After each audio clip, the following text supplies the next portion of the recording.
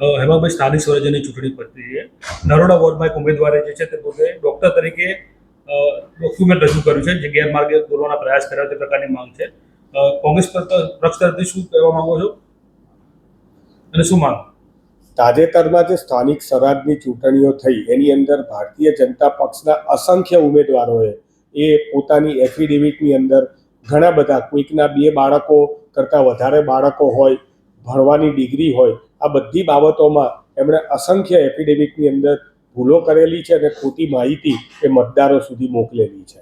હાલમાં જે દાખલો સામે આવ્યો છે તેમાં નરોડા વોર્ડના ભારતીય જનતા પક્ષના ઉમેદવાર ડૉક્ટર ચંદાબેન વિઠ્ઠલભાઈ પટેલ એ પોતાની જાતને ડૉક્ટર કહેવડાવે છે, પરંતુ તેમની એફિડેવિટની અંદર જે એફિડેવિટ રજૂ કરેલી છે એની અંદર એ એફિડેવિટમાં જે સંસ્થા છે એવી સંસ્થા હાલમાં એ જગ્યા ઉપર ઉપલબ્ધ નથી.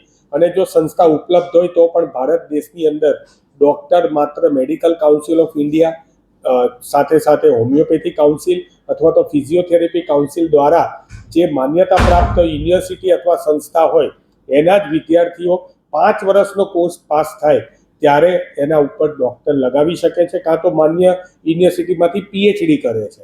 આવા પ્રકારનો કોઈ પણ એમની જોડે ડોક્યુમેન્ટરી એવિડન્સ ના હોવા છતાં પોતાની જાતને ડૉક્ટર તરીકે પ્રસ્થાપિત કર્યા, અને ના માત્ર પ્રસ્થાપિત કર્યા, બેલેટ પેપરમાં પણ એમણે ડૉક્ટર લખાવ્યું અને મતદારોને પ્રભાવિત કર્યા. આમ ખોટા ડોક્યુમેન્ટ રજૂ કરવા, ખોટા ડોક્યુમેન્ટ બનાવવા, ખોટા ડોક્યુમેન્ટ દ્વારા પોતાની જાતને ડૉક્ટર તરીકે પ્રસ્થાપિત કરીને મતદારોને ભ્રમિત કરવા સામે અમારા કોંગ્રેસ પક્ષના ઉમેદવાર જીગરભાઈ વ્યાસે મ્યુનિસિપલ કલેક્ટરશ્રી, કમિશનરશ્રીને અને ત્યાંના પોલીસ સ્ટેશનના પોલીસ ઇન્સ્પેક્ટરશ્રીને અત્યારે અમે અરજી આપેલી છે. હજી સુધી આ અરજી છે ફરિયાદ તરીકે સ્વીકારાઈ નથી. એક તરફ કોંગ્રેસના ઉમેદવારની નાનકડી એવી ભૂલ હોય તો પણ એમના મહિલા ઉમેદવારની સામે જો પોલીસ ફરિયાદ કરી દેવામાં આવતી હોય તો અમે તંત્રને પણ કહીએ છીએ કે તમે અમારી આ ફરિયાદને એફઆઈઆર તરીકે સ્વીકારો.